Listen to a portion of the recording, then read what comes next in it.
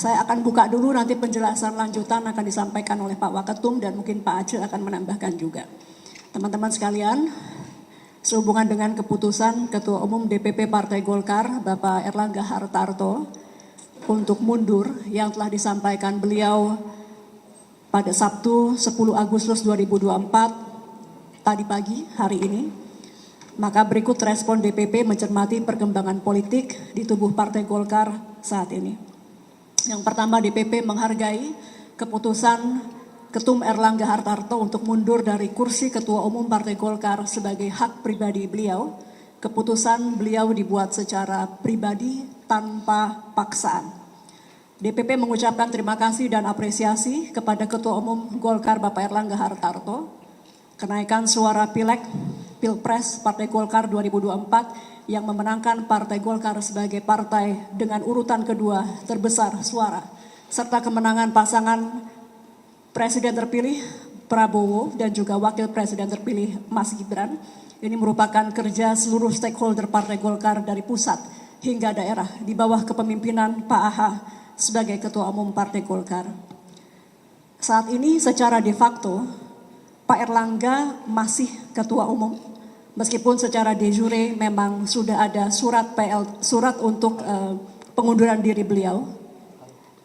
Terkait hal tersebut nanti akan dijelaskan oleh Wakil Ketua Umum Bidang Hukum bagaimana status dari Partai Golkar, kepemimpinan di Partai Golkar setelah menerima surat dari Ketua Umum Bapak Erlangga Hartarto.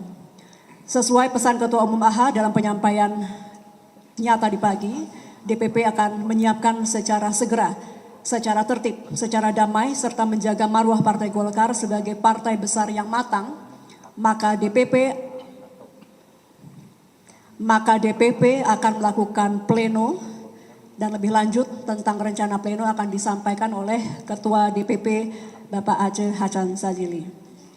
Kami menghimbau agar kader Partai Golkar se-Indonesia untuk tetap tenang serta menjaga kekompakan terutama menghadapi Pilkada 2024. Selanjutnya terkait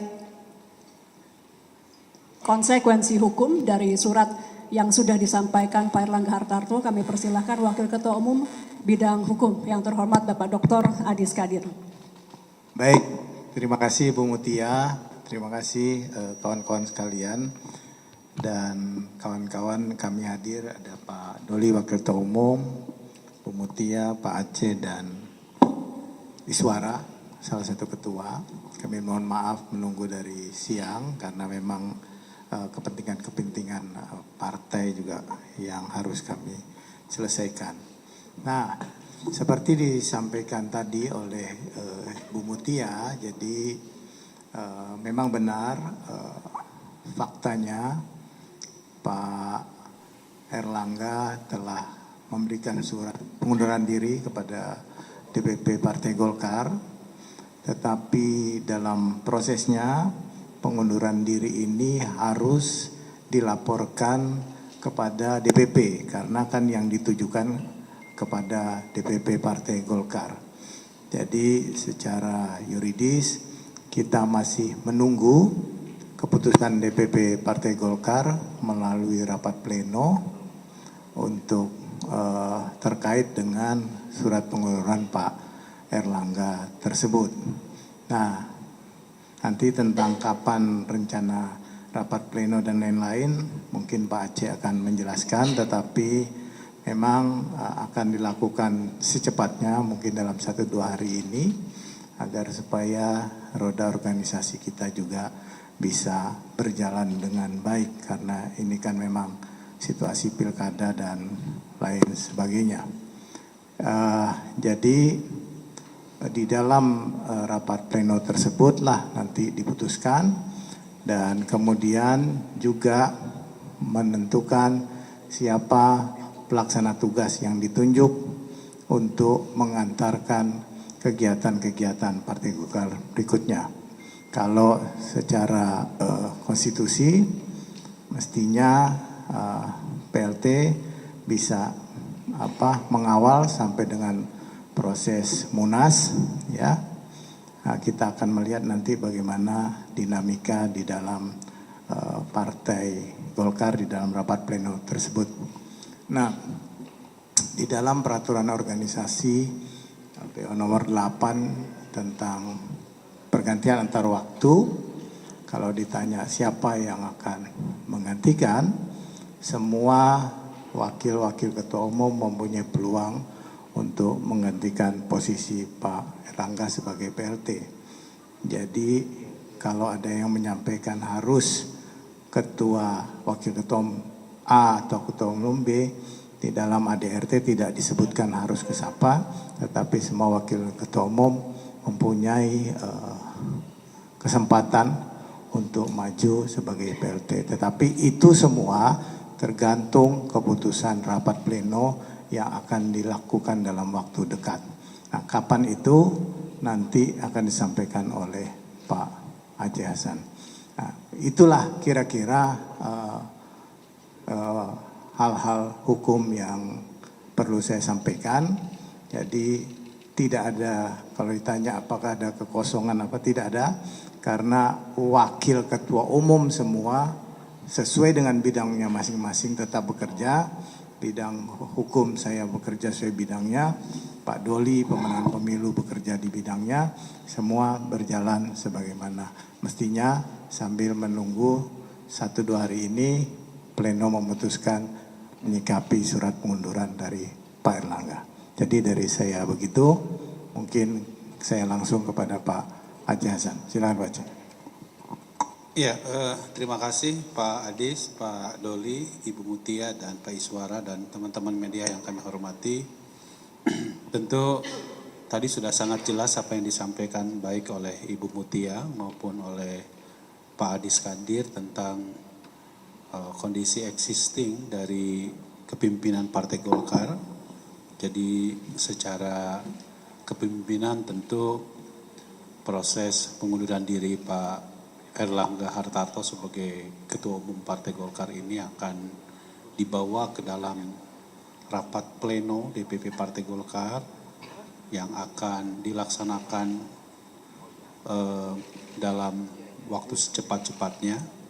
Tentu kami mentargetkan dalam 2 hari ke depan, tanggal 13 Agustus 2024, kita harus segera mengambil langkah-langkah dari DPP Partai Golkar. Dan tadi disebutkan oleh Pak Adis bahwa di forum pleno tersebut nanti akan ditentukan siapa PLT Ketua Umum yang akan menjalankan tugas-tugas Ketua Umum hingga menghantarkannya kepada Munas tahun 2024. Bagi kami tentu proses untuk segera melaksanakan Munas pun itu didasarkan pada kebutuhan organisasi, karena kita semua tahu bahwa di depan mata kita akan segera dilaksanakan pemilihan kepala daerah yang membutuhkan kepemimpinan yang definitif. Karena itu bagi kami tentu Partai Golkar merupakan partai yang sudah sangat berpengalaman di dalam menghadapi berbagai kondisi, dan tentu ada aturan-aturan organisasi sesuai dengan ADART yang tetap akan kita lalui bersama-sama di dalam melakukan atau mengambil langkah-langkah organisasi tersebut. Dan sekali lagi tentu kami sangat menghargai keputusan pribadi Ketua Umum Partai Golkar Pak Erlangga Hartarto yang mengundurkan diri, dan memberikan hormat yang setinggi-tingginya kepada beliau yang telah berhasil memimpin Partai Golkar sehingga menjadi pemenang kedua di dalam pemilu tahun 2024. Dan kami tentu meminta kepada seluruh kader Partai Golkar di seluruh tanah air untuk tetap menjaga kondusivitas, menjaga kekompakan, kita jaga suasana kondusif. Partai Golkar tetap menjaga soliditas, solidaritas untuk berkontribusi menjalankan agenda-agenda politik kita. Saya kira itu. Berikutnya kami persilahkan yang terhormat Wakil Ketua Umum Bapak Ahmad Doli Kurnia. Terima kasih Bu Mutia. Bismillahirrahmanirrahim. Assalamualaikum warahmatullahi wabarakatuh. Selamat malam, salam sejahtera buat kita semua yang sama-sama kita hormati Pak Adis Kadir, kemudian Ibu Mutia, Pak Aceh dan Pak Iswara. Saya ingin memperjelas saja bahwa tadi pagi dan memang saya ikut mendampingi Pak Erlangga Hartarto menyampaikan pengunduran diri. Buat Partai Golkar, pengunduran diri institusi ketua umum itu bukan sesuatu yang insya Allah akan mengganggu perjalanan roda organisasi Partai Golkar, karena insya Allah partai ini sudah punya pengalaman, sudah bisa berjalan sesuai dengan mekanisme yang selama ini menjadi rujukan. Nah, dalam anggaran dasar anggaran rumah tangga, saudara sekalian, bahwa Munas luar biasa itu bisa terselenggara apabila ketua umum itu mengalami 3 hal. Yang pertama adalah apabila seorang ketua umum itu berhalangan tetap. Kemudian yang kedua, terkena masalah hukum. Dan yang ketiga, apabila ketua umum itu mengundurkan diri. Jadi sebenarnya dengan pengunduran diri Bapak Erlangga Hartarto sebagai ketua umum, tentu itu sudah menjadi syarat untuk mencari ketua umum yang baru melalui forum musyawarah nasional luar biasa. Tetapi untuk menuju ke sana juga ada proses dan tahapan yang diatur juga dalam mekanisme organisasi. Nah, tadi saya mau menegaskan bahwa secara de jure Bapak Erlangga Hartarto masih melekat jabatannya sebagai ketua umum. Karena pengunduran diri itu akan dilegitimasi oleh sebuah institusi yang namanya rapat pleno, yang insya Allah mungkin dalam waktu dekat, mudah-mudahan makin cepat makin bagus. Kami rencananya paling lambat Selasa mungkin insya Allah akan melaksanakan rapat pleno untuk menerima dan melegitimasi surat pengunduran Pak Erlangga Hartarto sebagai ketua umum. Nah, jadi kalau ditanya dari tadi pagi sampai nanti rapat pleno, siapa yang bertanggung jawab terhadap organisasi ini? Kita juga sudah membagi tugas, ya, bahwa kepemimpinan di Partai Golkar ini sifatnya kolektif kolegial. Kalau ketua umum itu berhalangan, tugas-tugasnya sudah diambil alih oleh wakil ketua umum berdasarkan bidangnya masing-masing. Jadi secara de facto sekarang DPP Partai Golkar itu diurusi oleh para wakil ketua umum berdasarkan dengan bidangnya masing-masing. Nah, tinggal secara de jure nanti pada saat rapat pleno dilaksanakan, kita akan menetapkan, ya, menerima surat pengunduran diri itu, dan kemudian otomatis secara de facto dan de jure Pak Erlangga Hartarto sudah dinyatakan mundur secara tetap dan tidak lagi menjadi ketua umum. Nah, baru pada rapat pleno itu nanti akan ditetapkan, dibahas siapa yang akan menjadi pelaksana tugas ketua umum sampai nanti musyawarah nasional luar biasa itu dilaksanakan. Dan betul tadi apa kata Pak Adis Kadir, kita punya 11 wakil ketua umum. Nah, tentu wakil ketua umum ini yang nanti akan dimusyawarahkan, ya, di dalam rapat pleno untuk ditetapkan menjadi pelaksana tugas ketua umum DPP Partai Golkar.